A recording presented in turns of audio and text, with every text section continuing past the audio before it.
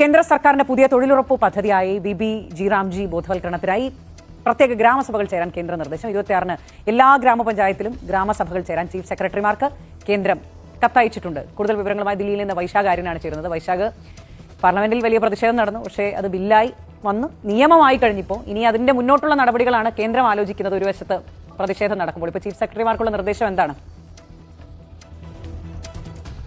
ഈ കേന്ദ്ര സർക്കാർ ഇപ്പോൾ 26-ാം തീയതിക്കകം വലിയ തോതിലുള്ള ബോധവൽക്കരണ പരിപാടികൾ ഈ നിയമവുമായി ബന്ധപ്പെട്ട് എല്ലാ സംസ്ഥാനങ്ങളിലും പൂർത്തിയാക്കണമെന്നാണ് നിർദ്ദേശം നൽകിയിട്ടുള്ളത്.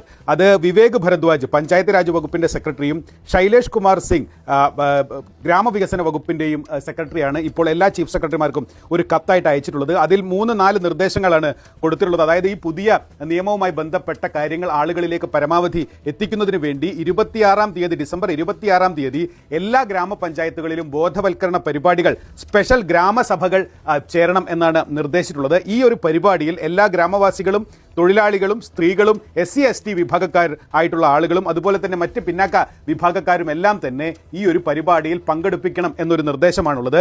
ഇത് മാത്രമല്ല, ഈ ഒരു പരിപാടി തത്സമയം റെക്കോർഡ് ചെയ്യുകയും അതുപോലെ തന്നെ ചിത്രങ്ങൾ എടുക്കുകയും അത് പ്രത്യേകമായിട്ടുള്ള ഈ പഞ്ചായത്ത് രാജ് വകുപ്പിന്റെ ആപ്പായിട്ടുള്ള പഞ്ചായത്ത് നിർണയ് ആപ്പിലൂടെ തത്സമയം ജിയോ ടാഗിംഗ് സഹിതം അപ്ലോഡ് ചെയ്യണമെന്നുമുണ്ട്. അതായത് ഈ സംഭവങ്ങളൊക്കെ തന്നെ വളരെ സൂക്ഷ്മമായി നിരീക്ഷിക്കുന്നുണ്ട്, ഇത്തരത്തിൽ നടപടികൾ പൂർത്തിയാക്കുന്നുണ്ടെന്ന് ഉറപ്പ് വരുത്തുന്നുണ്ട് എന്നുമാണ് ഇപ്പോൾ കേന്ദ്ര സർക്കാർ ഇപ്പോൾ ചീഫ് സെക്രട്ടറിമാർക്ക് അയച്ച കത്തിലൂടെ പറയുന്നത്. ചുരുക്കത്തിൽ ഒരു കർശന നിർദ്ദേശം തന്നെയാണിത്. നമുക്കറിയാം, കഴിഞ്ഞ ദിവസവും കേന്ദ്ര ഗ്രാമവികസന മന്ത്രി അടക്കം ഇത് സംബന്ധിച്ച പ്രതിപക്ഷത്തിന്റെ വ്യാജ പ്രചാരണങ്ങൾക്കെതിരെ വലിയ തോതിൽ രൂക്ഷ വിമർശനവുമായിട്ടൊക്കെ രംഗത്ത് വന്നിരുന്നു. ചുരുക്കത്തിൽ നിയമത്തിന് രാഷ്ട്രപതി അടക്കം അംഗീകാരം നൽകിയതിന് തൊട്ട് പിന്നാലെ ഇതുമായി ബന്ധപ്പെട്ട പ്രചാരണ പരിപാടികൾ പ്രതിപക്ഷത്തിന്റെ എല്ലാ എതിർപ്പുകളും അവഗണിച്ചുകൊണ്ട് കേന്ദ്ര സർക്കാർ മുന്നോട്ട് കൊണ്ടുപോവുകയാണെന്ന് വിലയിരുത്താം.